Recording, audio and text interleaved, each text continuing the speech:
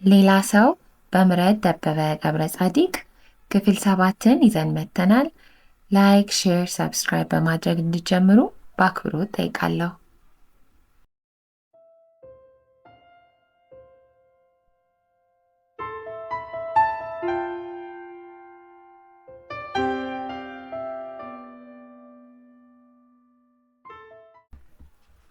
ሌላ ሰው ለሚከፍተው የአእምሮ ሕክምናና የምርምር ማዕከል የሰራውን መነሻ ዕቅድ በተዘረጋው ወረቀት ላይ ሲጫጭር ሰዓቱ ምን ያህል እንደሄደ አልታወቀውም። በቴርሙስ ተዘጋጅቶ ከቀረበለት ቡና ላይ እየቀዳ ፉት ይልና ተመልሶ በስራው ይጠመዳል። በምናቡ አዲሱን ማዕከል ያይና ፈገግ ይላል። ደግሞ የተበታተኑ ወረቀቶች ላይ ሐሳቡን ለማስፈር ይሞክርና ሲያቅተው ወዲያ ወዲህ ይላል። ቀኑን ሙሉ ከየአቅጣጫው ተሰባስቦ የአዲስ አበባን ሰማይ የሸፈነው ደመና የተሸከመውን ውሃ ለመዘርገፍ በቋፍ ነው። ከመብረቁ ብልሽታና ከነጎድጓዱ ማስገምገም ጋር ተቀላቅሎ የንፋሱ ፉጨት ጉጉት ያዘለ ናፍቆት በልቡ ውስጥ አጫረበት። የዝናሽ ልጆችና አባቷ ትዝ አሉትና ይህንን ክረምት በዚያች ደሳሳ ቤት ውስጥ እንዴት ይሆን የሚያሳልፉት ብሎ አሰበ። ሦስቱንም ልጆች በአንድ ላይ ለማሳደግ ፈቃደኛ የሚሆን ጥሩ ቤተሰብ ቢያስብም ሊመጣለት አልቻለም። በየጉዲፈቻው ድርጅቱ ከነሳንጆ ጋር እየሄዱ ብዙ ነገር ቢሞክሩ የረባ መፍትሄ አላገኙም። ድንገት እንደ መብረቅ የሆነ ሐሳብ በአእምሮ ብልጭ አለለት። እስካሁን እንዴት እንዳላሰበው ገረመው።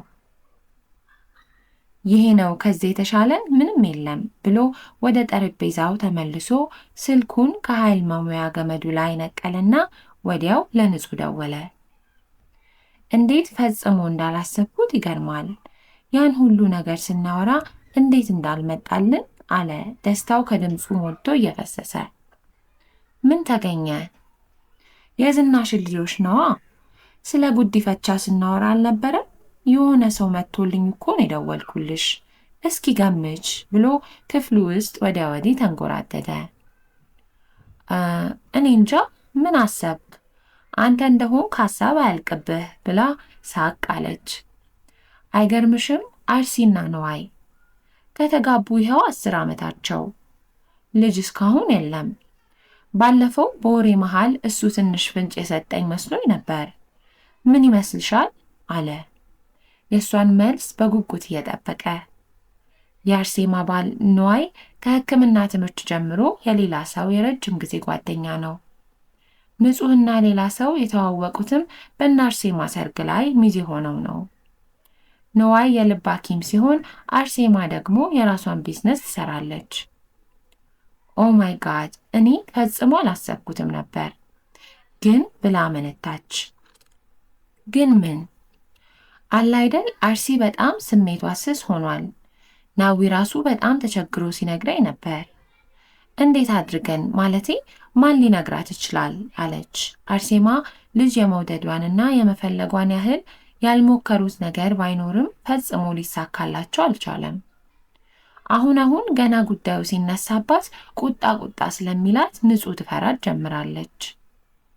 ምንም ችግር የለም፣ በመጀመሪያ ነገሩን ከነዋይ ጋር ላውላው። እነርሱ ነገሩን አስበውበት ከሆነ ቀላል ነው። ካልሆነም እርሱ እንዲያነሳባት ምናምን አድርገን የሚሆነውን እናያለን። በዚህኛው ነው በሚቀጥለው አርብ አንቺ ጋር የሚመጡት አለ፣ በውስጡ ነገሩን እንዴት ሊነግራቸው እንደሚችል እያሰበ። ከነገ ወዲያ ማታ ነው የሚመጡት። ከሆነማ ጥሩ ነበር። ታዲያ ለምን አንተ አሁኑኑ ደውለህ ከናዊ ጋር አታወሩም? አለች። እሷም ነገሩ እንዲሆን በልቧ እየተመኘች። እስኪ ምናልባት ስራ ካልገባ ሞክርለታለሁ። በአንቺ ስራ ላይ ነው አይደል ያለሽው? እንዳልይዝሽ። አሁን ወጣ ብዬ ነው የማዋራ። ፎቶአቸው አለህ እንዴ? እኔም እኮ ላያቸው ናፈኩ። የሁለቱም ፎቶ እንኳን ያኔ ሆስፒታል አይቼዋለሁ። እድሜያቸው ስንት ነበር? አለች ጉጉቷን በሚገልጽ ድምፅ። ትላንት ዝናሽ እህት ቤት ከሳንቾ ጋር ሄደን ነበር። ትልልቆቹ 4 እና 7 ናቸው። ቆንጆ ፎቶ ነው ያነሳናቸው። ኢሜል አደርግልሻለሁ። በቃ ፍቅርዬ አልያዝሽ፣ ቆንጆቹን ሳሚልኝ። አትርሳ ደግሞ አሁኑኑ ላክልኝ። አይ ላቭ ዩ ቻው። ሄይ ደግሞ ልጅህ ዛሬ ማታ ደውል ብለሃለች። ሚስጥር የምነግረው ነገር አለ ስትል ነበር። ቃል ገብቼላታለሁ እንደምነግርህ እንዳትረሳ ብላ ተሳሳቁና ስልኩን ዘጉት። በደወለ ቁጥር ትንሿ አርሴማ ነገ ሚስጥር ስለምነግርህ ደውል ስለምትለው ነው የሳቁት። ቢያንስ በየ3 ቀኑ ስካይፕ አድርጎ ያወራቸዋል። ከንጹህ ጋር ተሰነባብተው ስልኩን ዘጋና ንዋይ ጋር ደጋግሞ ደወለ። ስልኩን አያነሳም። ኢንተርኔቱም እምቢ ስላለው ፎቶውን ለንጹህ ሊልክላት አልቻለም። ድክም ብሎት ወረቀቱ ሁሉ ጠረጴዛው ላይ እንደተበታተነ አልጋው ላይ ጋደም እንዳለ እንቅልፍ ወሰደው። ሌሊት ላይ የንዋይ ስልክ ቀሰቀሰው። ጥቂት ካወሩ በኋላ ምን መሰለህ ናዊ፣ አንድ የሆነ ሐሳብ መጣልኝና ላዋይ ፈልጌ ነበር። ማታ ያን ያህል ደጋግሜ ደወልኩልህ።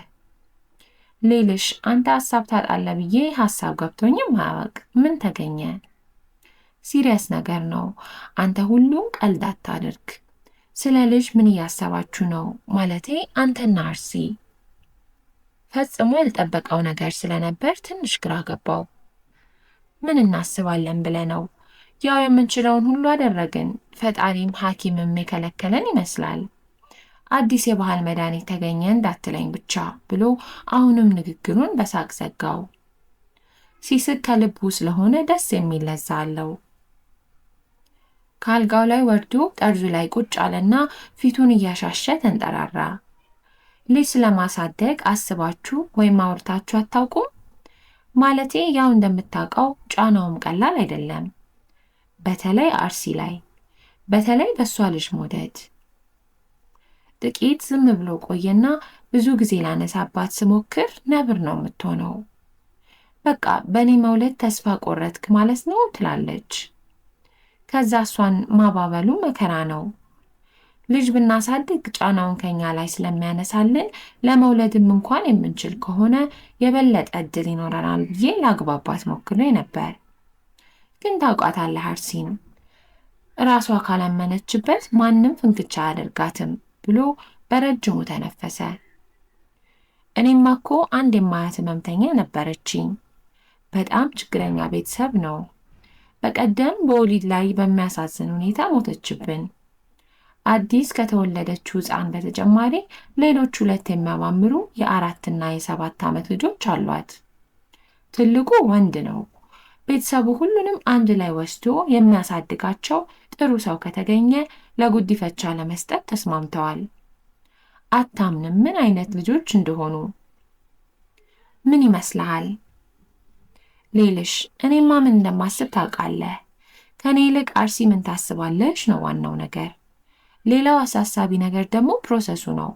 በጣም ረጅምና ታካሽ ነው ይባላል።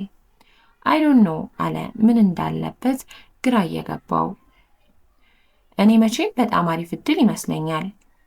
ለልጆቹም ከእናንተ የተሻለ ወላጅ ይገኛል ብዬ አላስብም። እንዴት አይነት የሚያሳሱ ልጆች እንደሆኑ ልነግርህ አልችልም። ፎቶአቸው አለ እኔ ጋ ከፈለክ። እስኪ በእናትህ ላከው። ኦልሬዲ ጓጓው እኮ። ለአርሲ ግን እንዴት እንደሚነገር እንጃ። ለማንኛውም ፎቶውን ኢሜል አድርግልኝና እንዲያውም አርብ እኮ ንጹህ ጋር እንሄዳለን። አምሹር ከሷ ጋር አውርቷቸዋል። ምን አለች? ልክ እንዳንተው ነው የእሷም ሐሳብ። እኔ ያሰብኩት ፎቶውን ላንተና ለእርሷ ልላክላችሁና እናንተ ትንሽ ካወራችሁ በኋላ አንተ ቀስ ብለህ ለእርሷ ሐሳቡን ጀምረህላት ሙሉ ሐሳቡን አንስተን ስትሄዱ እኔም ከዚህ ደውዬ አብረን ብናወራ ምን ይመስልሃል? ጥሩ ነው፣ ግን ደግሞ ሁላችንም አውርተነው አርሲን መጨረሻ ካደረግናት ይደብራታል ብዬ ፈራው። ከማንም ይልቅ አንተን ነው የምትሰማው። በዛ ላይ ታውቃለህ የእሷ ጥያቄ ማለቂያ የለውም። ስለዚህ ያላችሁን ብትልም ለእኔ ነገርከኝን ደውለህ አሁኑኑ ንገራት። ውጤቱ ምንም ይሁን ምን ቅዳሜ ከዛው ሆነን ለምን ሁላችንም አንድ ላይ አናወራም? ወደ መስኮቱ ሄዶ መጋረጃውን ሙሉ ለሙሉ ሰብስቦ ሲከፍተው ፀሐይዋ ፍንትው ብላ ወጥታለች። ቀዝቀዝ ያለ ንጹህ አየር ተቀበለው። እንዲያውም እሱ ጥሩ ሐሳብ ነው። ስለዚህ ከእርሷ ጋር ካወራው በኋላ ለሶስታችሁም አንድ የጋራ ኢሜል ከፎቶ ጋር እልካለሁ። How about that? አሪፍ ሐሳብ ነው። ታዲያ ቶሎ የላከውን ፎቶ ትንሽ ተሳስቀው ስለ እርሱም ስራ ተጨዋተው ስልኩን ዘጋው። ወዲያው አርሴማ ጋር ደወለ። አርሴማ ሐሳቡን ሲያነሳላት መጀመሪያ ላይ እንዳልገባ ሆነች። ከዚያም ቁጣ እያላት ለምን ጥሩ ሐሳብ እንዳልሆነ ልታሳምነው ሞከረች። ስሜታዊ ሆና ማልቀስ ስትጀምርና ለማባበል ሲከብደው ነው በነገሩ ምን ያህል እንደተጎዳች የተረዳው። በመጨረሻም ለንጹህና ለነዋያም ደውሎ ሐሳቡን እንደነገራቸውና የግድ አሁን ምንም ነገር መወሰን እንደሌለባትና ምናልባት ከነዋይና ከንጹህ ጋር ቢወያዩበት ጥሩ ሊሆን እንደሚችል ነገራት። በእናትህ ሌላዬ ምኑን ነው የምንወያይበት? ከኢትዮጵያ ልጅ ለዚያውም 3 ልጅ እንዴ! በፍጹም የሚታሰብ አይደለም። ደግሞ እኔ ብላ እንባዋ ቀደማት። በቃ ብዙ አታስወራኝ፣ ይበቃሃል። ልቤ እስክትፈርጥ አስለቀስከኝ። ደግሞ ቆይ ላገኘህ ብቻ ብላ ሳቀች። አርሲ በቃ ተከራክሮ አንቺን የሚያሸንፍ ይጥፋ። አልቅሰሽም እኮ ቢሆን አትሸነፊም። ግን ሲሪየስ ለሶስታችሁም የልጆቹን ፎቶ ኢሜል አደርግላችኋለሁ። ኦስተን ስትሄዱ ተነጋገሩበት። ከፈለጋችሁ ደውሉልኝ። አርሲሙች የማይጸጽትሽ ውሳኔ ነው የሚሆነው። ምንም ለውጥ አያመጣም። ደስ እንዳለ። አንተ ግን መቼ ነው የምትመጣው? ደግሞ ትንሽ ቆየት ብለህ ጠቅልላችሁ ሀገር ቤት ግቡ እንዳትለን አለች። አሁንም እየሳቀች ስልኩን እንደሰጉ ከእጁ ኮምፒውተር ላይ 3 ፎቶዎችን የልጆቹን ስም ጨምሮ በአንድ ኢሜል ለሁሉም ላከላቸው። በሚቀጥሉት ቀናት ሌላ ሰው ከጠዋት እስከ ማታ ድረስ ተወጣጥሮ ለምግብ መብያ እንኳን ትንፋሽ አጣ።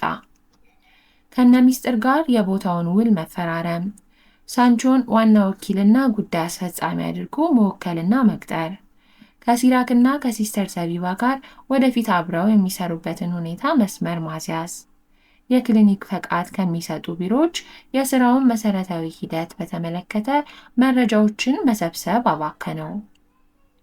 በወትሮ የሥራ ሰዓቱ ሆስፒታል ሊገባ ስላልቻለ የሕክምና ስራውን ለጊዜው አቆሞታል። ወደ አሜሪካ ለመመለስ የቀረው 10 ቀን ብቻ ስለሆነ የጀመራቸውን ነገሮች ለመጨራረስ ቀንና ሌሊት ይሰራል። ቅዳሜ ጠዋት ከቁርስ በኋላ የወረቀት ስራውን ሲሰራ ረፋፈደ። ወደ 4 ሰዓት ላይ እነ ንጹህ ከአሜሪካ ደወሉለት። በጉዳዩን ብዙ ውይይትና ክርክር አደረጉ። አርሴማ ጥያቄዎቿ ከሞላ ጎደል ስለተመለሱላት ነገሩን የበለጠ ልታስብበትና ሊማከሩበት ተስማማች። የልጆቹ ፎቶ ካየች በኋላ የሁለቱም ልብ በፍጥነት መቀየር ጀምሯል። ልጆቹን ለማሳደግ ከወሰኑ እርሱ ወደ አሜሪካ ከመመለሱ በፊት ቢመጡ እንደሚሻል መከራቸው። ከዝናሽ ቤተሰቦች ጋር ለመተዋወቅና ሂደቱን በቶሎ ለመጀመር ነገሩን እንደሚያልቅላቸው አስረዷቸው። በአርሴማና በነዋይ ድምፅ ውስጥ ተስፋና የደስታ ፍንጣቂ ያየ ስለመሰለው ውስጡ የበለጠ አቅም አገኘ። ወደ 9 ሰዓት ላይ ከአዲሱ የወደፊቱ የክሊኒክ ቦታ ሲደርስ ከሲስተር ዘቢባ በቀር ሁሉም ደርሰው ነበር። ወደ ዋናው ቪላ ቤት ሲገባ ቤቱ በምግብ ሽታ ታውዷል።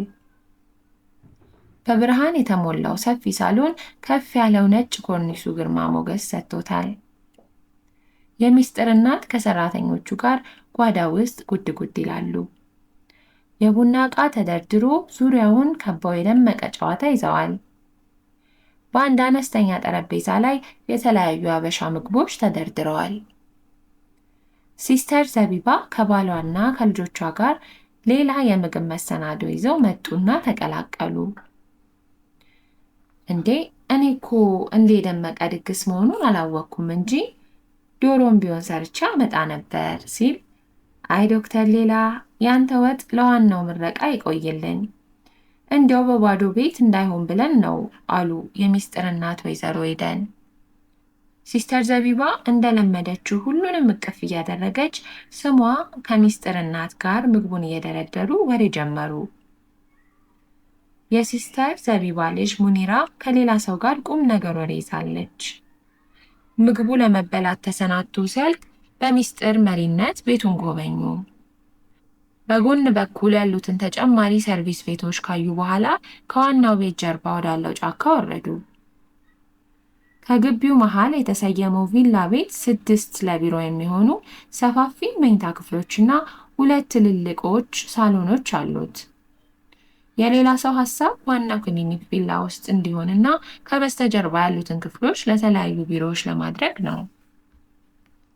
ጉብኝታቸውን ሲጨርሱ ወደ ቤት ገብተው እየበሉ ጨዋታቸውን ቀጠሉ። ሌላ ሰው ስለ ስራው ያሰበውን ከነገራቸው በኋላ ያላቸውን ሐሳብ እየጨመሩ ክሊኒኩ አልቆ ሲከፈት ምን ሊመስል እንደሚችል በምናባቸው ለመሳል ሞከሩ። በሁሉም ላይ ከፍተኛ ደስታና መነሳሳት ይነበባል።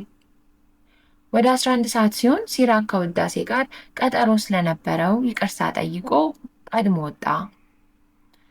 እነ ሲስተር ዘቢባም የታመመ ዘመድ መጠየቅ አለብን ብለው ብዙም ሳይቆዩ ሄዱ።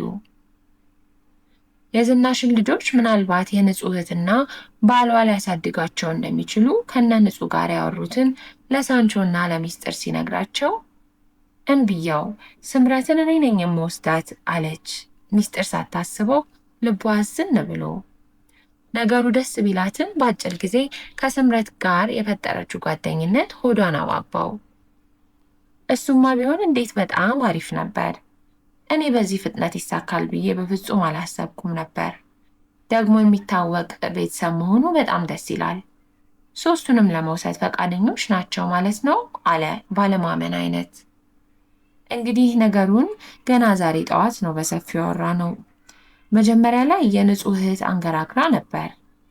በአጠቃላይ ልጅ ስለማሳደግም ሆነ በተለይ ከኢትዮጵያ 3 ልጅ ስለመውሰድ አለ አይደል ቤተሰብንም የማሳመኑ ነገር ከባድ ነው። ፎቶአቸውን ልኬላቸው ካዩ በኋላ ዛሬ ጠዋት ላይ ስናወራ ልባቸው በጣም የተለሳለሰ ይመስላል። ፊቱ ከቀረበው ዳቦ ቆሎ ላይ ቆንጠር አድርጎ እየቃመ እነርሱ ምንም ልጅ የላቸውም እንዴ አለች ሚስጥር አሁንም ስለ ስምረት እያሰበች። ከተጋቡ 10 ዓመት ቢያልፋቸው ነው። እስካሁን አልቀናቸውም። ደግሞ ልጅ እንዴት መሰለሽ የሚወዱትና የሚፈልጉት። ከወሰኑ እኔ ከመመለሴ በፊት ሳይመጡ የሚቀሩ አይመስለኝም። አይሆፕ እንደሚሳካ። የዝናሽ አባትና እህቷስ የሚስማሙ ይመስልሃል? ሐሳባቸውን እንዳይለውጡ ደግሞ አለ ሳንቾ። እንግዲህ ባለፈው እንደሰማኸው ተስማምተዋል። ነገሩ እውነት ሆኖ ሲመጣ የሁሉም አቋምና አቅም ይለያል። እስከዛ ግን ማን ያውቃል? የሚቀጥለው ቀጠሮ ስለደረሰበት ቀድሟቸው ወጣ።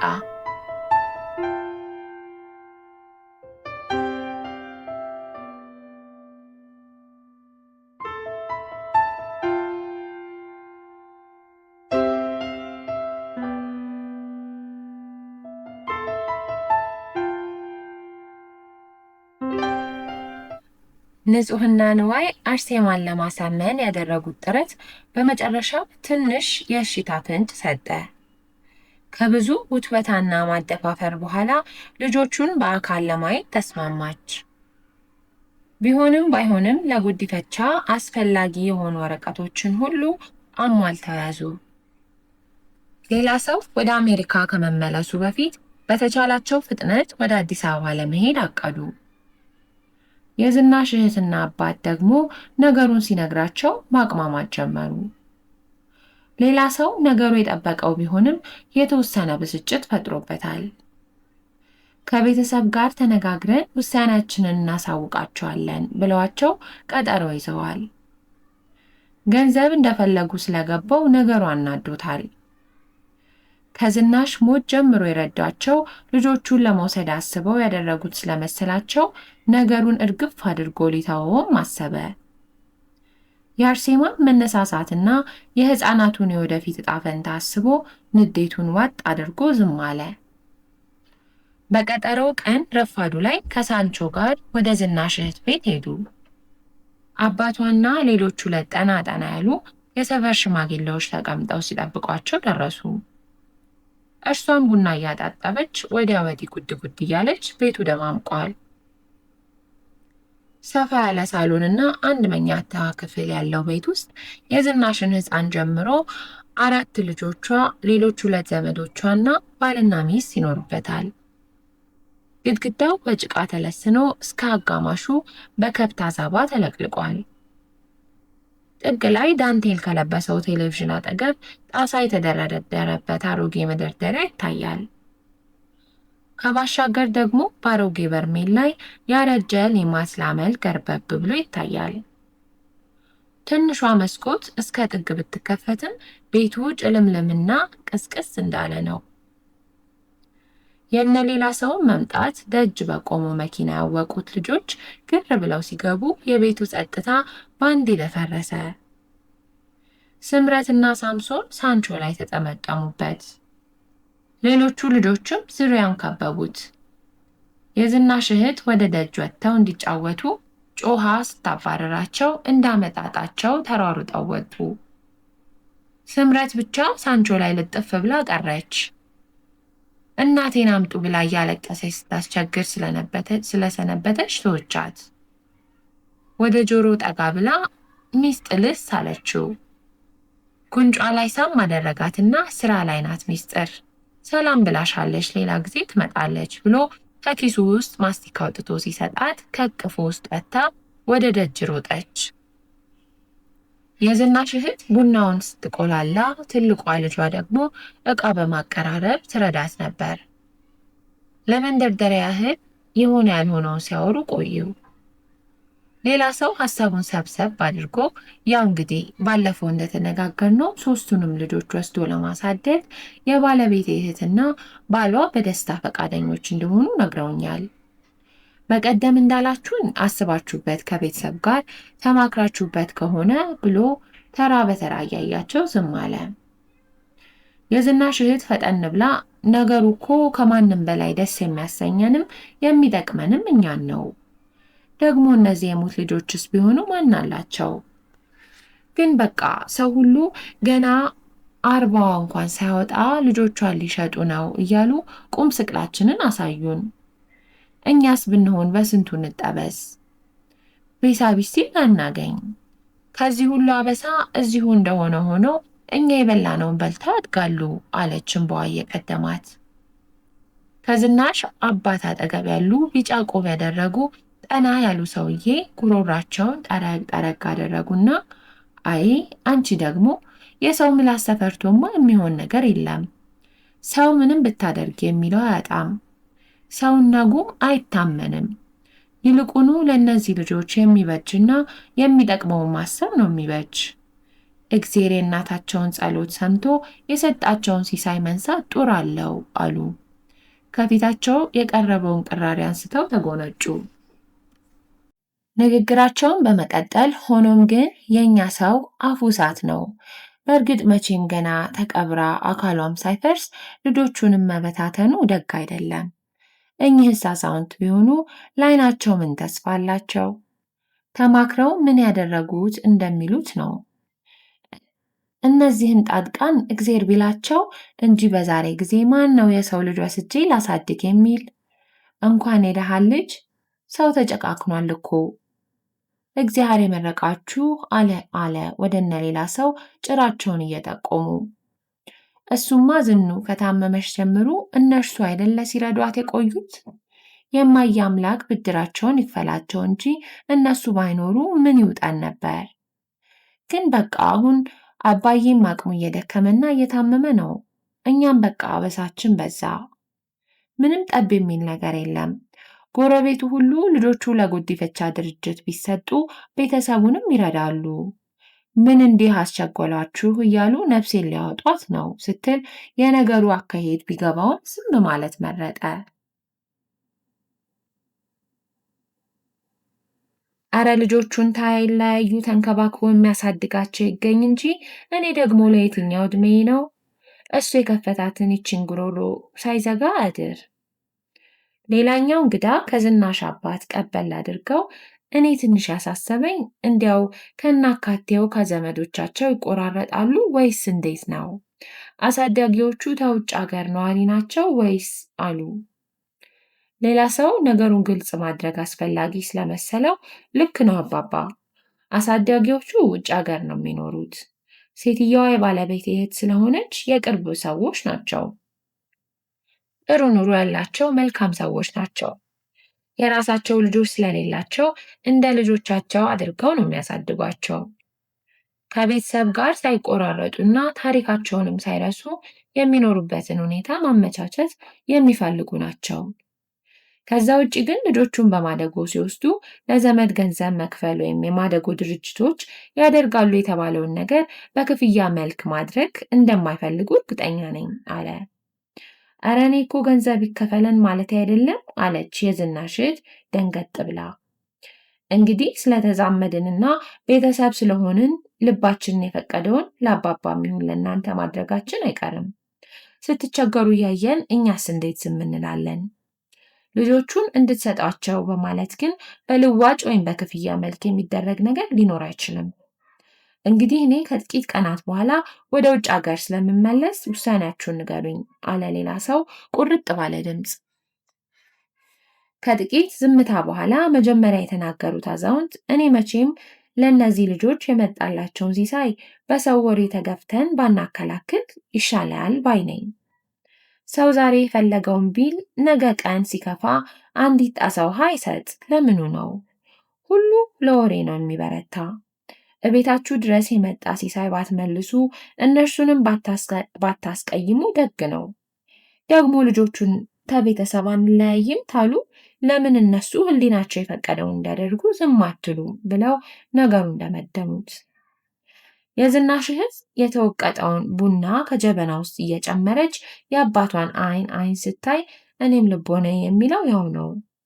ዶክተር መቼም ለዝና የታደረጉላት ክብካቤ አንጣር እኔ ልጆቹንም ነገር በሳቸው ላይ ነው አደራ የምጥለው።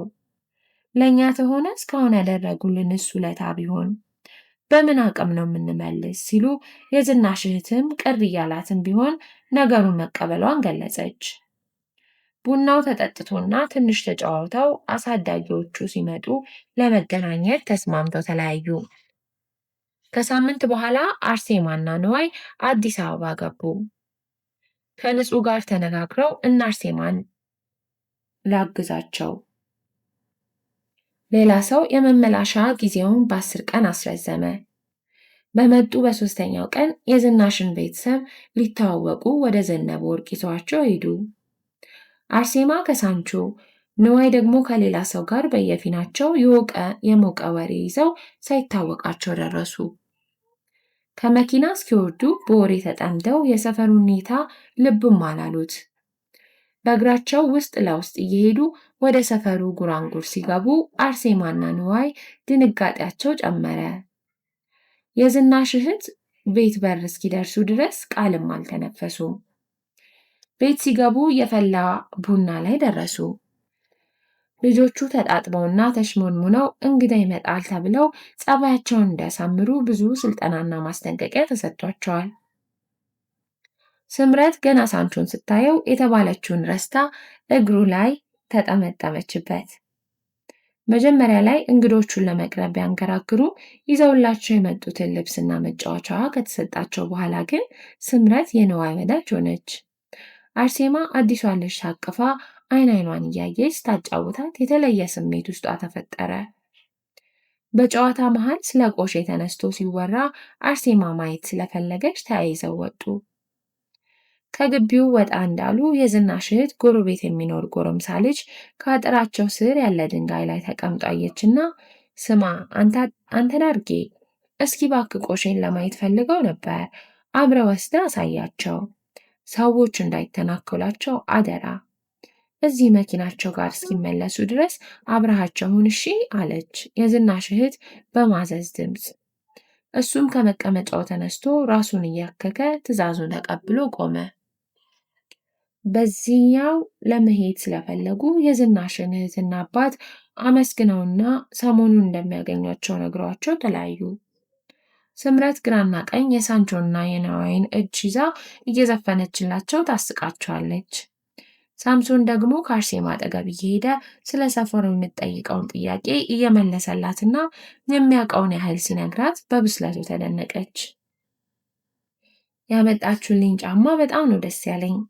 ትምህርት ቤት ልጆቹ አድርገው አይቼ ብሎ እንደማፈር ብሎ ሲያጎነብስ ጠጋ ብላ አቀፈችው። ቀና ብሎ አመሰግናለሁ ሲላት እንባዋ መጣ። ለስላሳ ፀጉሩን እያሻሸች በጣም ደስ የምትል ልጅ ነህ ስትለው ሳቅ ብሎ አንገቱን ሰበረ። በሰፈሩ ውስጡን አሳብረው አስፋልቱን እስኪሻገሩ ጥቂት የሰፈሩ ልጆች ተከትለው ሲያጅቧቸው ዳርጌ ተቆጥቶ አባረራቸው። ምንም ማድረግ ስላልቻሉ እየተነጫነጩ ተመለሱ። የተከመሩ ላስቲኮችና ጣሳዎች ያሉባቸውን ግቢዎች እያዩ ጠመዝማዛ በሆኑ ዳገት ቁልቁለታማ ቀጫጭን መንገዶች አለፉ። አልፎ አልፎም በማዳበሪያ ከረጢት ሙሉ ቅራቅንቦ ዕቃዎችን የተሸከሙ ሴቶችና ልጆች ቆም እያሉ እያዩአቸው የሆነ ነገር ተንሸኳሽከው ያልፋሉ። ከሩቅ ሲያዩት ካሰቡት በላይ ትልቅና ሰፊ ቦታ የያዘ የቆሻሻ ክምር መሆኑ ሁሉንም አስደነገጣቸው።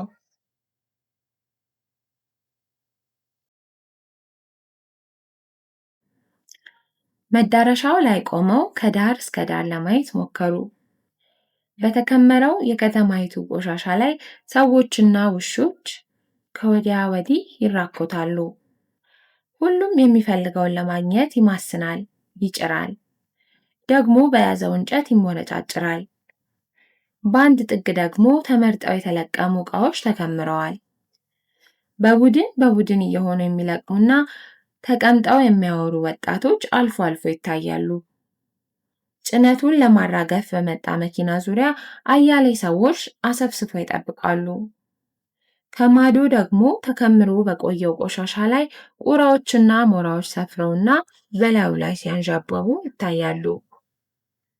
በመሃል ባለችው ቀጭን መንገድ ላይ ወደ ውስጥ ሲገቡ ከአንድ ጥግ ላይ በፌስታል ውስጥ ያለ ነገር ከበው የሚቀራመቱ ልጆች ጋር ደረሱ።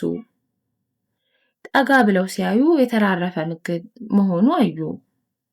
ቆሼ ሰው፣ ውሻና ቁራ ተዛዝኖ ተሻምቶ የሚኖርበት ሚስጥራዊ ቦታ። ዳርጌ አንተም እዚህ አካባቢ ነው ያደግከው? አለ ሌላ ሰው አብሮ ያለውን ወጣት ልጅ። ነዋይም አርሴማም የልጁን መልስ ለመስራት ዞር አሉ። አሁን እዚህ ቆሼ ሰፈር ነው ያደግነው። ከትምህርት ቤት መልስ ኑሯችን ሁሉ እዚህ ነበር አለ አፈር ብሎ። አሁን እዛ ክምር ቆሻሻ ላይ ያሉ ሰዎች ምንድን ነው የሚፈልጉት? የተገኘውን። አንዳንዴ እሽጉ ያልተከፈተ ምግብ፣ አሮጌ ልብስ፣ መጠጥ፣ ቆርቆሮና ፕላስቲክ፣ የሃይላንድ ጠርሙስ፣ በቃ የተገኘውን።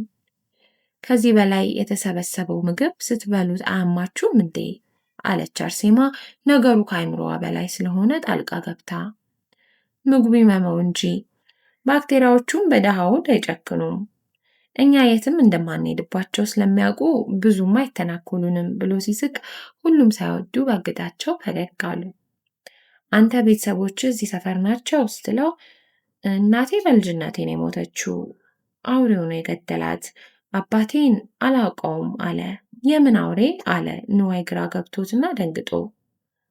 አይ ጅብ ምናምን መስሎ ነው፣ ቫይረሱ ነው አውሬው የምንለው አለ በሐዘን በተሸበረ ፈገግታ ብልጭ ብሎ እየጠፋ። ዘመድ ጋር ነው ያደግከው? አለ ድንጋጤው አልለቀቀው ነዋይ። ቆሼን ያሳደገኝ እዚሁ ያገኘሁትን እየለቃቀምኩ ነው ያደግኩት። ሲመሽ ከቻልኩ ከአንዱ ቤት ጥግ ጥግ ካልሆነም ቤተክርስቲያን ግቢ ውስጥ አድራለሁ። በዛ ላይ የሸሌ ልጅ ኤድስ አለበት እያሉ ያገኘኝ ሁሉ እንደ ሰባራ የቆሼ ጠርሙስ ይጠልዝሃል አለ። ትምህርት ቤትስ? አጠገባቸው ያለው መጥፎ ጠረን ሲጠነክርባቸው ፈጠን ብለው አለፉት። የሆኑ ሰዎች እየረዱኝ እስከ 7 እንደምንም ተማርኩና በኋላ ግን ረሃቡና የልጆቹ ስድብ ሲብስብኝ ትቼው እዚሁ ቆሼ መዋል ጀመርኩ። ታክሲ ወያላነትን ሞክሬ ነበር። አሁን ሲገኝ የግንበኛ ረዳት ሆኜ እሰራለሁ። ጸጥ ብሎ ቆየና ድንገት ቁጭ ብሎ ስቅስቅ ብሎ ሲያለቅስ የሚይዙ የሚጨብጡትን አጡ። እንደምንም ተጋግዘው አባበሉት። ለቅሶ ጋብ ሲልለት ከስራ ተባሮ የቤት ኪራይ የሚከፍለው እንደሌለውና 2 ቀን ሙሉ ከትንሽ ደረቅ ቂጣ በቀር ምንም እንዳልቀመሰ ሲነግራቸው የሚሉትን አጥተው ጸጥ አሉ።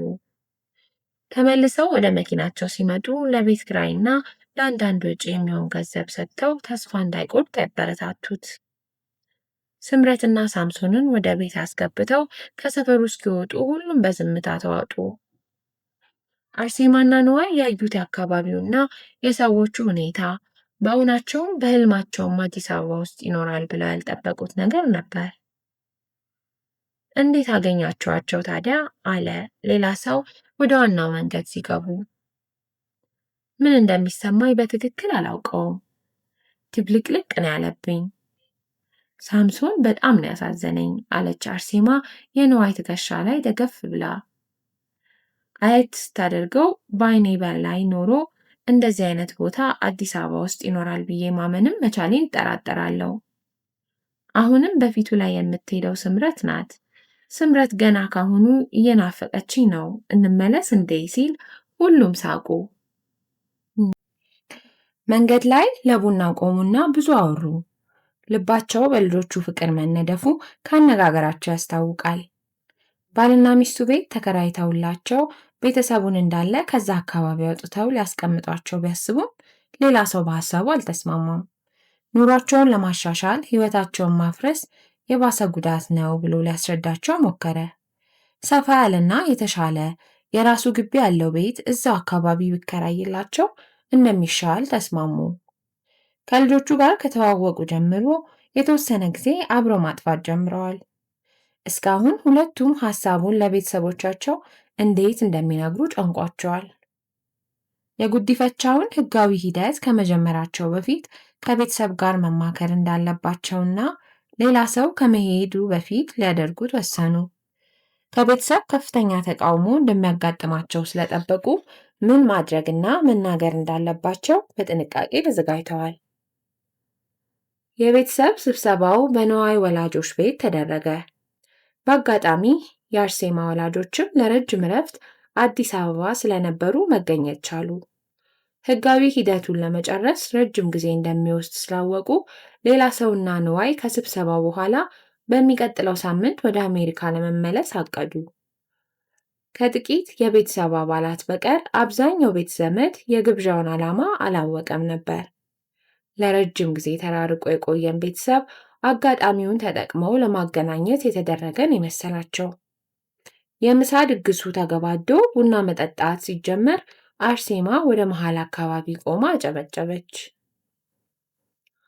ሁካታው ጋብ ሲልላት ንዋይን አብሯት እንዲሆን በምልክት ጠራችው።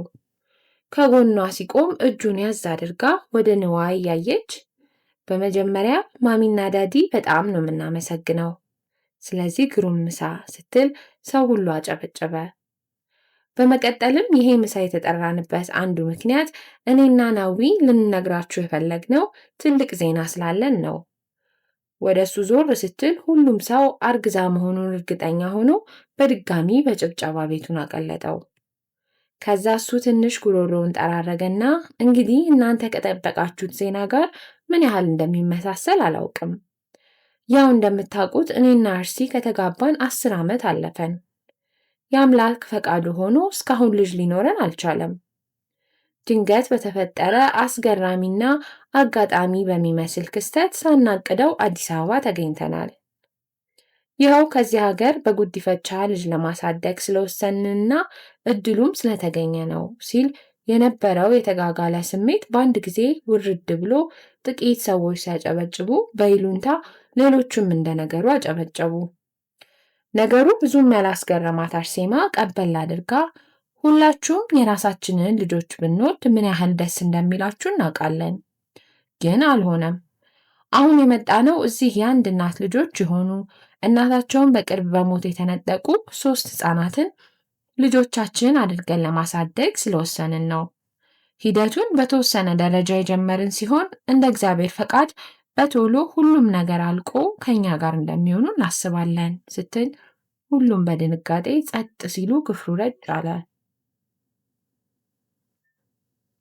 ንግግሯን በመቀጠል ያው ያልተለመደ ስለሆነ ሊያስደነግጣችሁና ግራ ሊያጋባችሁ እንደሚችል ገምተናል። ሁላችን ወላጅ አልባ ልጆችን ወስደን ማሳደግ የፈረንጅና የጉዲፈቻ ድርጅቶች ስራ እንጂ የእኛ ኃላፊነት አድርገን እንደማናስብ የታወቀ ነው። እኛም እዚህ ውሳኔ ላይ ለመድረስ የቻልነው ብዙ አስበንበትና ከፍተኛ ውስጣዊ ትግል አድርገን ነው። ግን ነገሩን ከእናንተ ጋር ልንወያይና ልናካፍላችሁ የፈለግንበት ምክንያት ደግሞ አለ። የመጀመሪያው የእናንተን ሀሳብና ምክር ለመስማት ሲሆን ጥያቄ ካላችሁም ለመመለስ ነው። በተለይ ግን ልጆቹ በሕግ ተፈቅዶልን የእኛ ከሆኑ በኋላ ልጆቻችን ስለሆኑ እናንተም በሙሉ ልብ እንደወለድናቸው ልጆቻችን እንድትቀበሏቸው ለመጠየቅ ነው። ይህ ጊዜ ለእኛ ከእርግዝናና ከምጥ ያላነሰ ከባድ ጊዜ ነው። ስለዚህ በተቻላችሁ መጠን አብራችሁን ከጎናችን ብትቆሙ ደስ ይለናል አለች። ምናልባትም እኔ ወደ ስራ መመለስ ስለሚያስፈልገኝና ሌላ በሚቀጥለው ሳምንት ስለምሄድ ያው እገዛችሁ ከአርሲ እንዳይለይ አለ ንዋይ እጁን ትከሻዋ ላይ ጣል አድርጎ ዙሪያውን እየቃኘ።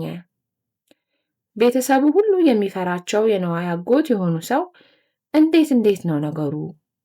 እንደ ዱብዳ እኮ ነው ያወረዳችሁብን። ተማክሮ ማድረጉ አይሻልም ነበር? ጉዲፈቻ እኮ ስንት ጣጣ አለው። ለመሆኑ እድሜያቸው ስንት ነው? ደግሞስ የጤናቸው ጉዳይ ተጣርቷል? እንዴት ነው? የልጅ ነገር እኮ አደረጋችሁት አሉ ገና ብዙ ጥያቄ እንዳላቸው በሚመስል አነጋገር። እድሜያቸው 1 ወር፣ 4 ዓመትና 7 ዓመት ሲሆኑ ትልቁ ወንድ ነው። እናታቸው በወሊድ ምክንያት የዛሬ ወር ግድም ነው የሞተችባቸው። አሁን ያሉት ወንድ አያታቸው ጋር ሲሆን እሳቸውም የስጋ ደዌ ታማሚ ስለነበሩ አሁን በልመና የሚተዳደሩ በጣም ችግረኛ ቤተሰብ ናቸው ስትል አርሴማ የተሰበሰቡት ዘመዶች የበለጠ ማኩተተም ጀመሩ። አጎትየው እጃቸውን እያጨበጨቡ እንዴ ኧረ ባዛኝቱ ይህን እኮ ነው የምለው። እናቲቱ ለኤድስ ተመርምራ ነበር። ደግሞ ቁምጥናው እኮ በዘር የሚሄድ ነገር ነው። ልጆቹስ ቁምጥና እንደሌለባቸው አስመርምራችኋል? ምንድነው እንዲህ ያጣደፋችሁት? ባልጠፋ በአገሩ ላይ በፈሰሰ ሕፃን ደግሞ በአንድ 3 ልጅስ አልበዛም? ሲሉ አብዛኞቹ ተሰብሳቢዎች በመስማማት ጭንቅላታቸውን ነቀነቁ። አርሴማና ንዋይ ነገሩ ከጠበቁት በላይ ስለሆንባቸው ዝም ሲሉ ሌላ ሰው ጣልቃ ገባና ጋሽ ዳምጤ እንዳሉት ነገር ቀላል አይደለም። ያነሷቸው ነጥቦች ሁሉ በጥንቃቄ ሊታዩ ይገባል። እዚህ ላይ ትንሽ ለመጨመር ግን የስጋ ደዌ ህመም በንክኪም ሆነ በዘር እንደማይተላለፍ በሕክምና የተረጋገጠ ነገር ነው። ልጆቹ ፍጹም ጤነኛ ናቸው ሲል እናቱ አቋረጡት። ልጅ ማሳደጉ ጥሩ ነው፣ ግን ሳይጣደፉ ተጠንቅቆ አይሻልም? ልጅ ቀላል ነገር አይደለም። ስንት የጉዲፈቻ ድርጅቶች አይደል እንዴ ከተማውን ያጣበቡት? እኔም በጋሽ ዳምጤ ሐሳብ ነው የምስማማው አሉ ወደ ንዋይ አጎት አየት አደረጉና ነገሩ እንዳልተዋጠላቸው በሚያሳይ ፊት። ነገሩ ሳይታሰብ ወደ ቀለጠ ክርክር ተለወጠ። እናንተ የምትሉት እኮ ገብቶናል። እነዚህን ሌላ ሰው ያሳድጋቸው ወይም እንደሆኑ ይሁኑ፣ በዘራችን የሌለ በሽታ እንዴት ቤታችን ይገባል ነው አይደል? ቆይ ሰው አርግዞ ቢወልድም እኮ ሁሌ የመረጠውን ነገር አያገኝም። ያው የተሰጠውን አይደል የሚቀበለው? እነዚህ ልጆች ደግሞ ለእኛ የተዘጋጁልን ናቸው። የእኛ ልጆች ከሆኑ ደግሞ ለሌላ ሰው ልንሰጣቸው ወይም ልንተዋቸው አንችልም። እኛ የምንጠይቃችሁ አሁንም ልጆቻችን ስለሆኑ እንደወለድናቸው ልጆች ወደ ቤተሰቡ በፍቅርና በሙሉ ልብ እንድትቀበሏቸው ነው። ይህንን ማድረግ ይከብዳቸዋል አለች አርሴማ ስሜቷ ጉሎ። ሁሉም እንደገና ለጥቂት ጊዜ ዝም አሉ። የአርሴማ እናት ትንሽ ነገሩ አለሳሰው፣ ቆይ እኔ ምለው ከምትቸኩሉ ለምን ሌሎች አማራጮችንም አታዩም? ደግሞ መጀመሪያ አንድ ልጅ ውሰዱና ከዛ ብትጨምሩ አይሻልም? ዳምጤ እንዳለው ልጅ ማሳደግ እኮ እንዲቀላል ነገር አይደለም። በዛ ላይ በችግርና በስቃይ ያደገ ልጅ ማረቁም ቀላል እንዳይመስላችሁ ብለው የራሳቸውን ስጋት ገለጹ። 1-2 ሰው ያንኑ እያጠነከረ ሲቀመጥ ብዙሃኑ በእሳቸው ሐሳብ የተስማማ መሰለ። ነገሩ እንደገና ወደ ጦፈ ክርክር ሲለወጥ ትንሽ ልባቸው ቢራራ ብሎ ንዋይ የያዛቸውን ፎቶዎች እንዲያዩት ለሁሉም ማሰራጨና ረጋ ባለ ድምፅ እስኪ እነዚህ ልጆች ያቸው። እኔ ደግሞ አንድ ጥያቄ ልጠይቃችሁ። ለመሆኑ ከአለርት ሆስፒታል ጀርባ ባለው ቆሼ በሚባለው ሰፈር የሚኖሩትን ሰዎች ሄዶ ያየ ከዚህ መሃል አለ? እኛ ከመጣን ጀምሮ ብዙ ጊዜ ሄደናል። እነሱስ ያለኛ ማን አላቸው ብሎ ግራና ቀኝ አያቸው። ቆይ አልገባኝም እኮ ነዋዬ። የሰባሰባችሁን የእርዳታ ድርጅት ለማቋቋም ነው ወይስ ልጅ ለማሳደግ ነው? ይህን ሁሉ ዓመት ውጪ ከርማችሁ አሁን ለኛ ምኑን ነው የምትሰብከን? ልጅ ለእናቷ ሆንክብኝ እኮ። ማን አትርዷቸው አላችሁ? ልጅ ወስዶ ማሳደግን ግን ሌላ ጉዳይ ነው። ደግሞ እያደር ይገባችኋል። የሰው ልጅ እንደሆን የሰው ነው። ስንት የተቸገረ የዘመድ ልጅ በየገጠሩ ሞልቶ የለም እንዴ? 3 አይደለም 30 ወስዳችሁ ማሳደግ ትችላላችሁ አሉ ሌላኛው አጎቱ በቁጣ ድምፅ። ጭቅጭቁ እየተካረረ ሲሄድ አርሴማ ተነስታ እስኪ ልጆቹንም ቤተሰቦቻቸውንም ስለሚያውቃቸው ሌላ ሰው ትንሽ ታሪካቸውን ይንገረን፣ ከዛ ደግሞ የምትሉትን እንሰማለን ብላ እንዲናገር በዓይኗ ጋብሰው ተቀመጠች። እጁ ላይ ያለውን ፎቶ አየት አደረገና ንግግሩን በጥያቄ ጀመረ። በስጋ ደዌ ታሞ የታከመ አንድ የምታውቁት ወዳጃችሁ የሆነ ሰው አለ? ምን ውስጥ እንደሚኖሩ ምን እንደሚበሉና ሲያማቸው የት እንደሚታከሙ የሚያውቅ አለ? እዛ ሰፈር ስንት ሕፃናት በቀላሉ ሊድኑ በሚችሉ ህመሞች እንደሚረግፉ ታውቃላችሁ? እነርሱ የኛ አካል አይደሉም?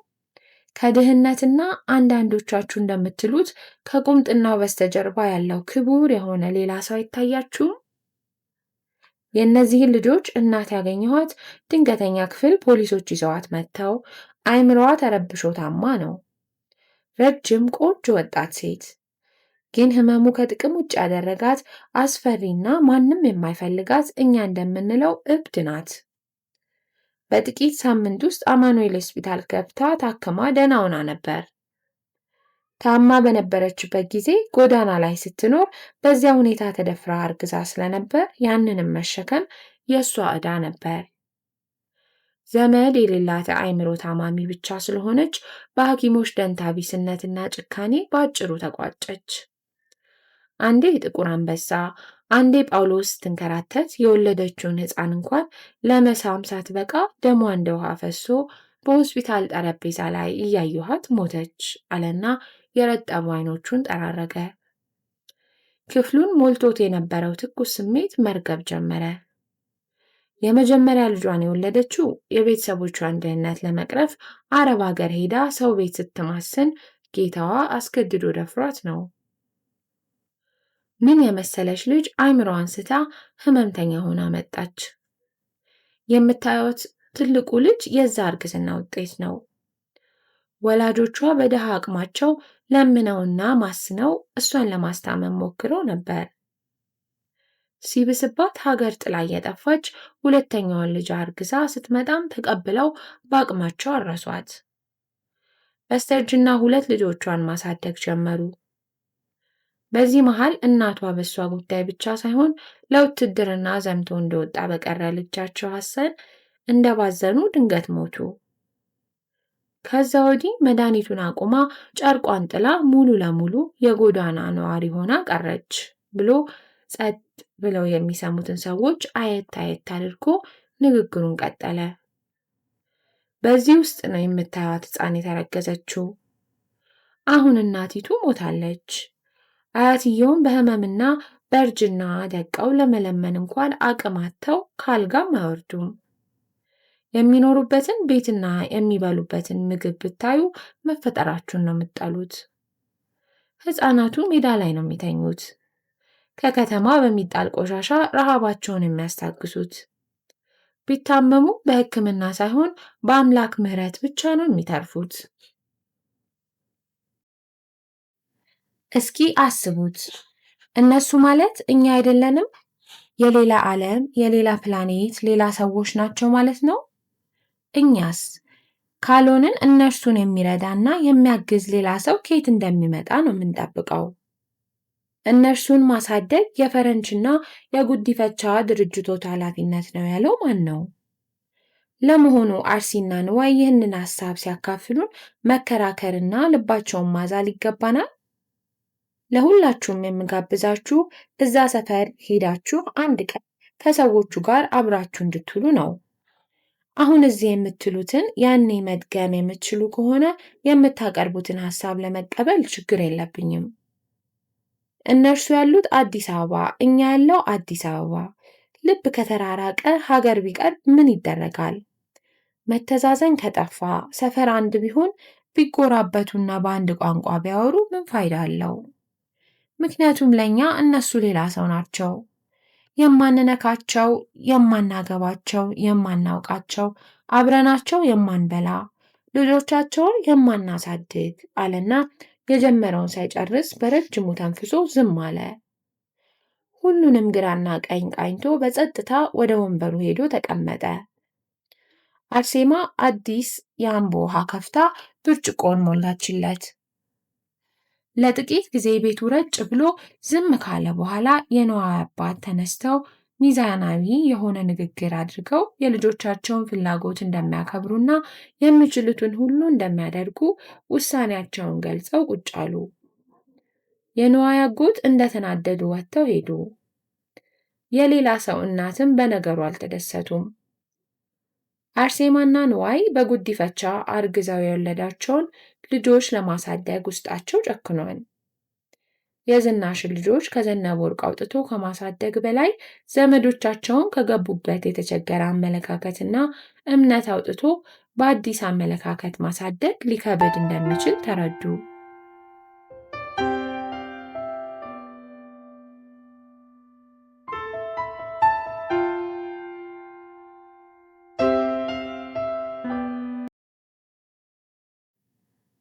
ሌላ ሰው ወደ አሜሪካ ከመመለሱ አንድ ቀን በፊት እናቱ ባዘጋጁት የራት ግብዣ ላይ ከጠበቁት በላይ ሰው ስለመጣ ቤቱ በሰው ተጨናንቆ ነበር ያመሸው።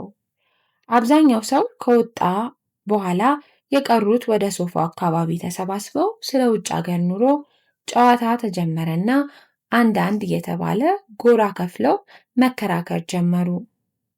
እኔ እኮ አንዱ የማይገባኝ ነገር ዲያስፖራ የሚለው ቃል ልክ እንደ አንድ ማዕረግና የትልቅነት መለያ መወሰዱ ነው። ለእኔ ሀገሩን ጥሎ የተሰደደና የተበተነ ሕዝብ ከማለት የተለየ ትርጉም የለውም።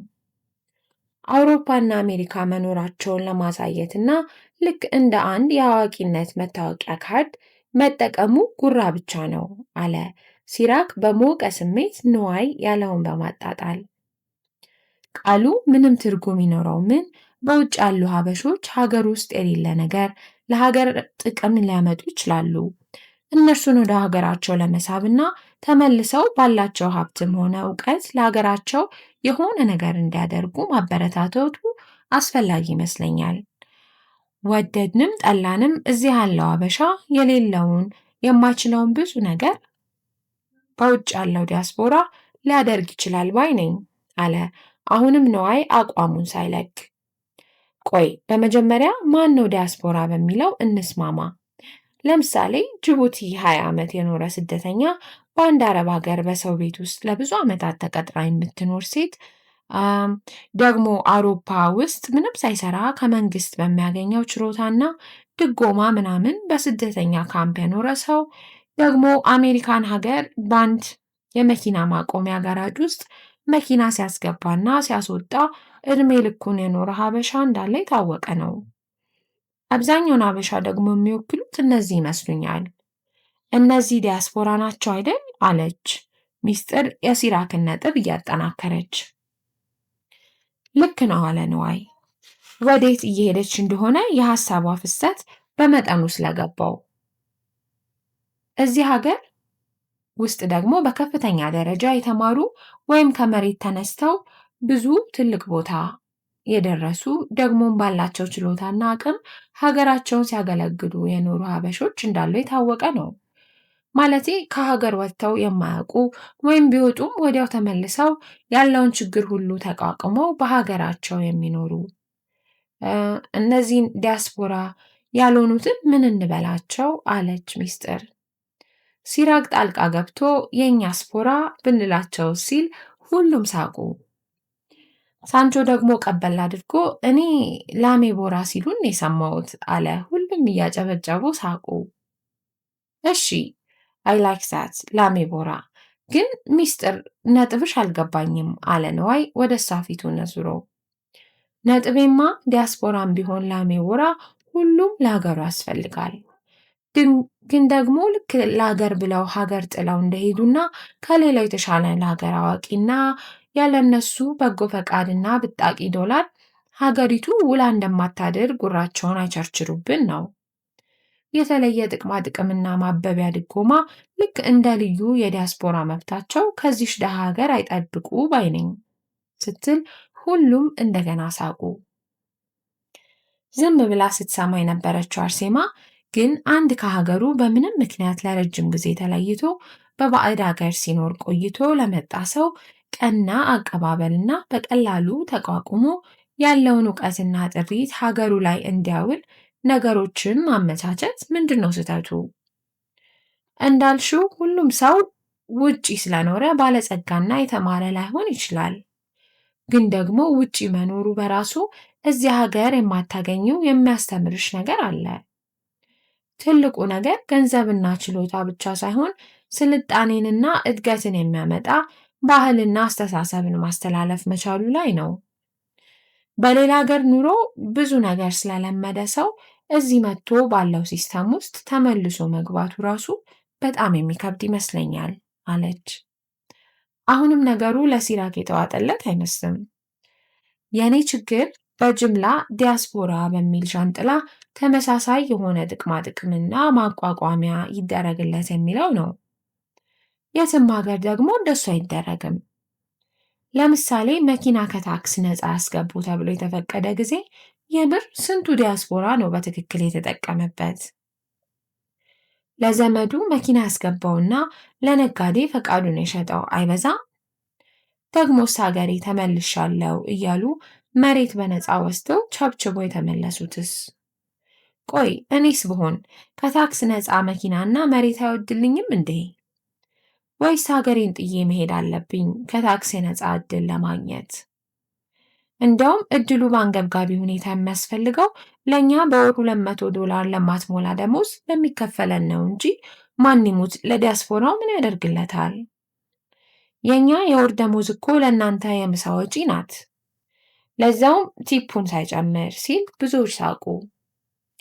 ይኸውልህ የታክስም ሆነ ሌላ ጥቅማ ጥቅም የሚሰጣቸው እኮ ለመጦሪያ ወይም እንደ ሽልማት አይደለም። ተመሳሳይ ወይም ከዛ በላይ ማበረታቻ ለሌሎች የውጭ ባለ ሀብቶችና ዜጎች ይሰጣል እኮ። ለምንድን ነው እድሉ ለወገናችን ሲሰጥ የሚያንገበግበን? አለች ዝም ብላ ስታዳምጥ የነበረችው የአርሴማ ጓደኛ። ለኢንቨስተሮቹማ ይሰጣቸው፣ ማን ተቃወመ እሱን? ግን ዲያስፖራ ሁሉ ኢንቨስተር አይደለም ነው ነጥቡ አለች ሚስጥር።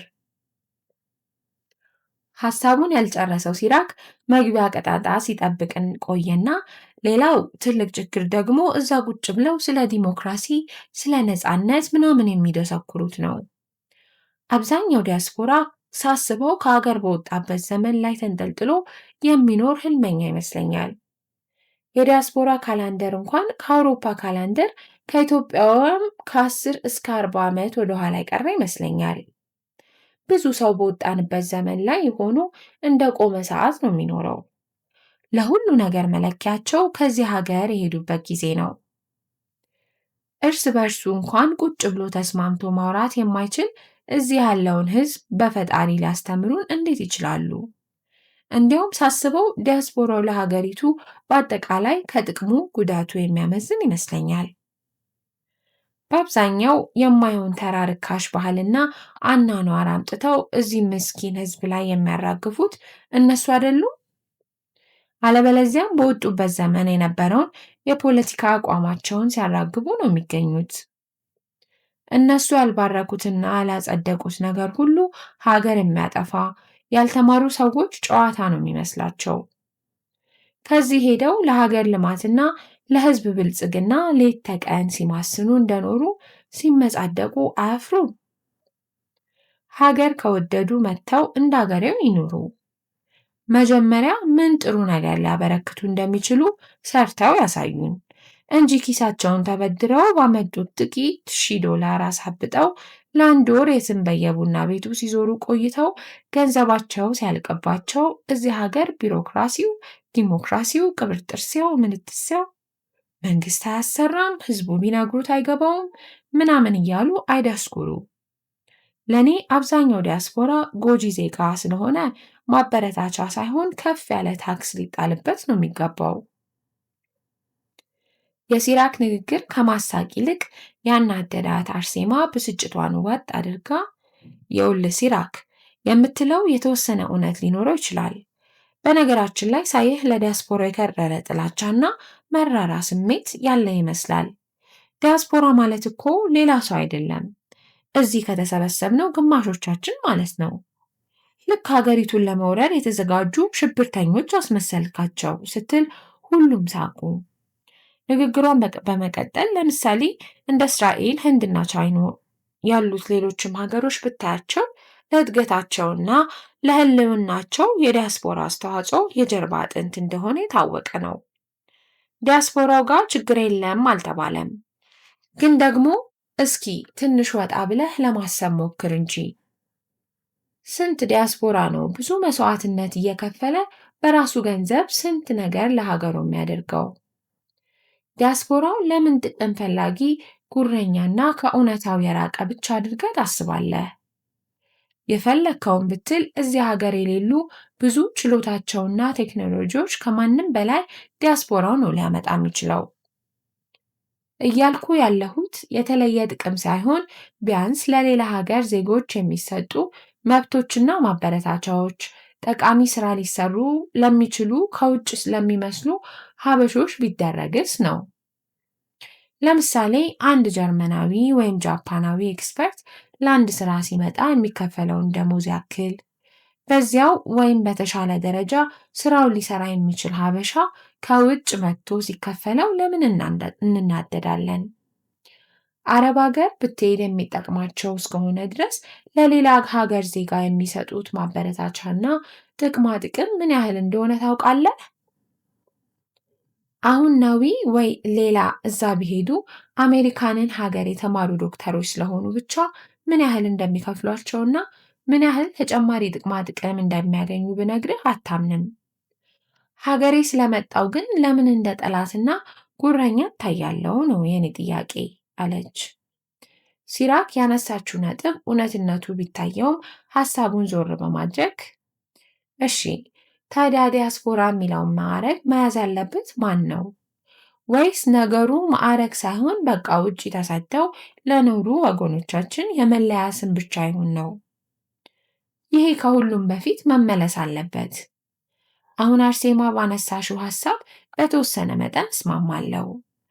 ግን አለና ሌሎቹም እንዲያወራ ይመስል ሁሉንም ዞር ዞር ብሎ አየ።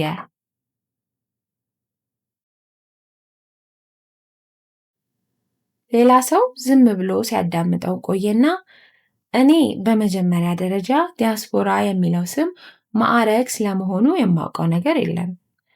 ሰዎችን በችሎታቸውና ለሀገር ሊያበረክቱ በሚችሉት አስተዋጽኦ መጠን ማበረታታት መሰረታዊ የእድገት ህግ ይመስለኛል። ብዙ ሰው ከሀገር የወጣው ሀገሩን ጠልቶ ሳይሆን የተሻለ እድል ፍለጋ ወይም በተለያዩ ችግሮች ተማሮና ህይወቱን ለማዳንም ሊሆን ይችላል። ደግሞ እዚህ የቀረው ሀበሻ እኮ ውጭ ያልሄደው የሀገሩ ፍቅር አንገብግቦት ወይም እድሉን አግኝቶ እምዬ ሀገሬን ለማንጥዬ እምቢ ለሀገሬ አልፈልግም ብሎ አይመስለኝም። የትም እንሁን የትም ሀገሪቱ የሁላችንም ናት።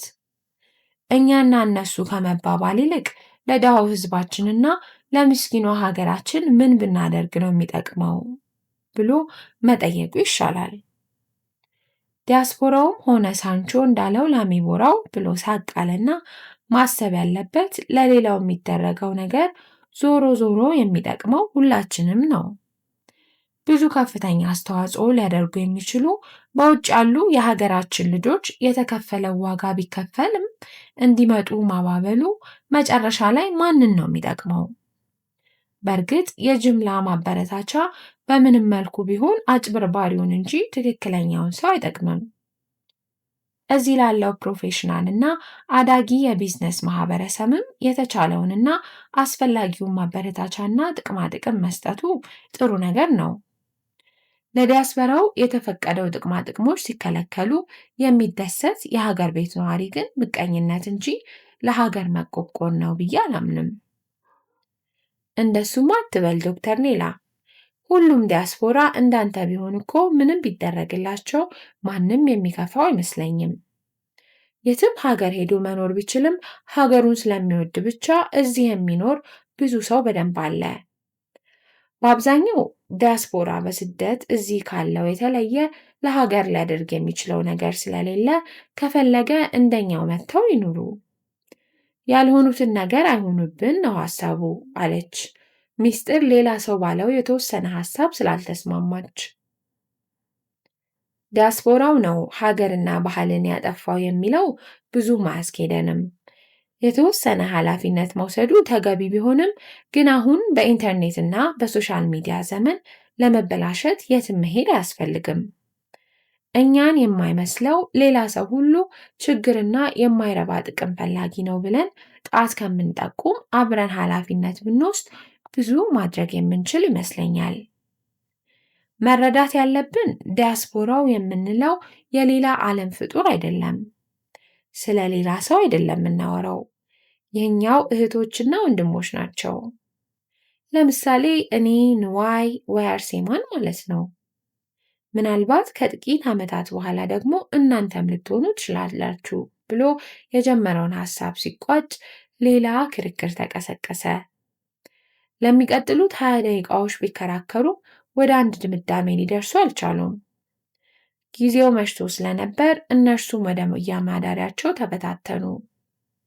መበተን፣ መሰብሰብ፣ መሄድ፣ መምጣት፣ መዋደድ፣ መጣላት፣ መነሳት፣ መተኛት፣ ከውልደት እስከ ሞት ይኸው ነው የሰው ሕይወት። ሲራክ በዚህ ሐሳብ ውስጥ እየተናጠ ጎልፍ መኪናውን እያስጓራ ወደ ቤቱ ነጎደ።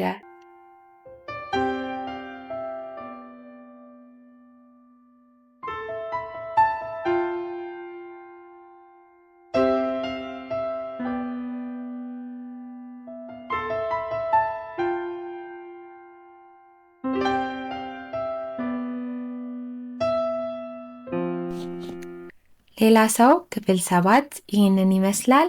አብራችሁኝ ስለቆያችሁ አመሰግናለሁ። የሚቀጥለው ክፍሎች እንዲደርሱት ሰብስክራይብ ያድርጉ፣ ላይክ እና ሼር በማድረግ ለሌሎች ሰዎች ያካፍሉ።